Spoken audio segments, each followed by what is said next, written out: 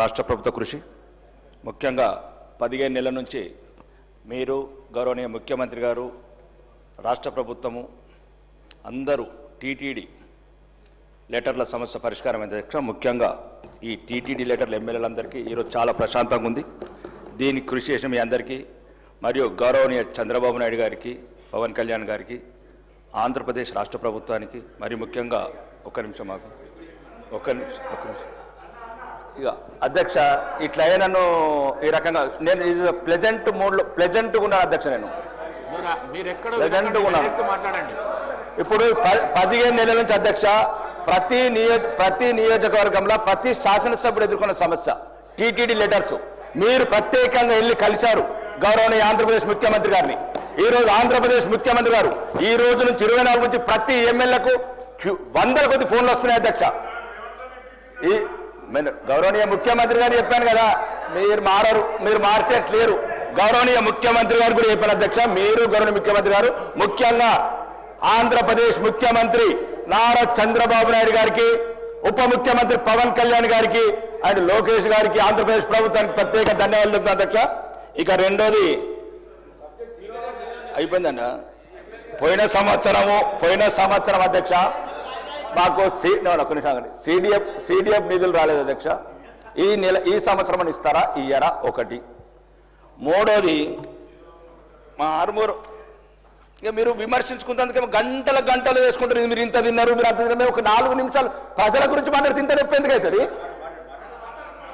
మీరు లక్షల కోట్లు అప్పు చేస్తారు మీరు అంటారు, మీరేమి ఇప్పుడు గంటల కొద్ది పోతారు. నేనేమన్నా అధ్యక్ష ఇప్పుడు ఒకటి అధ్యక్ష, నేను గౌరవనీయ ముఖ్యమంత్రి గారు మీ ద్వారా చెప్తాను అధ్యక్ష. నాకు మొన్న ఆంధ్రజ్యోతిలో వచ్చింది, అడుక్కుంటారు ఎందుకు లెటర్లు అంటున్నారు అధ్యక్ష. మీరు వెళ్ళి కలిశారు, ముఖ్యమంత్రి గారు వెళ్ళి లెటర్ రాశారు.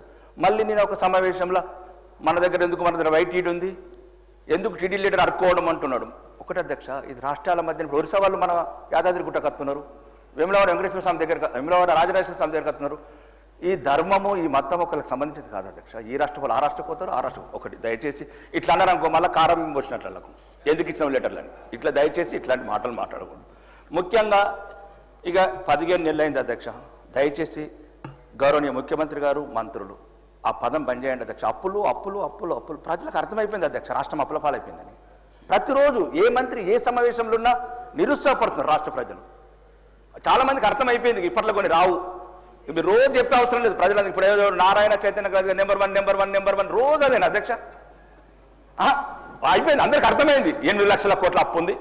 ఇప్పట్లో మేమే వీళ్ళు చెప్పిన ఏం వచ్చేటట్లేదన్నారు సార్, అర్థమైంది.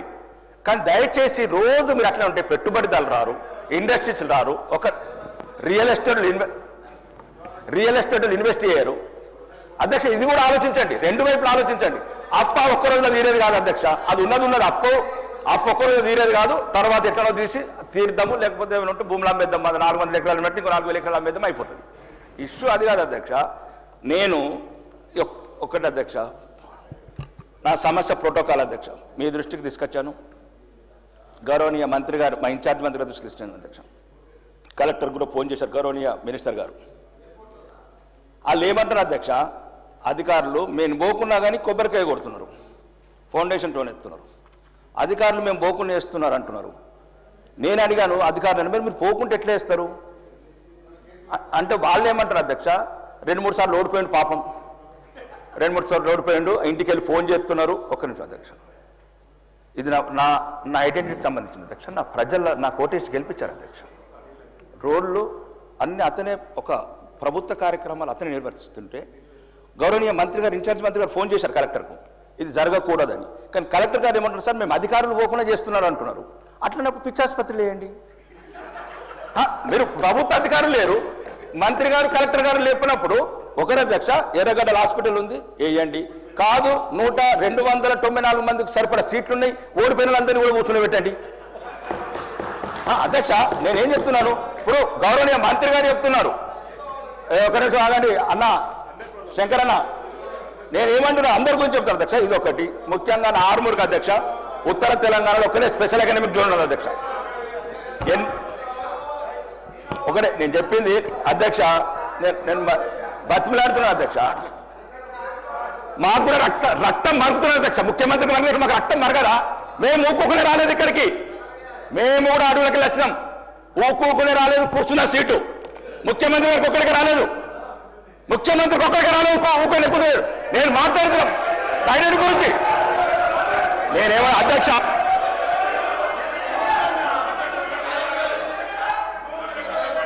అధ్యక్ష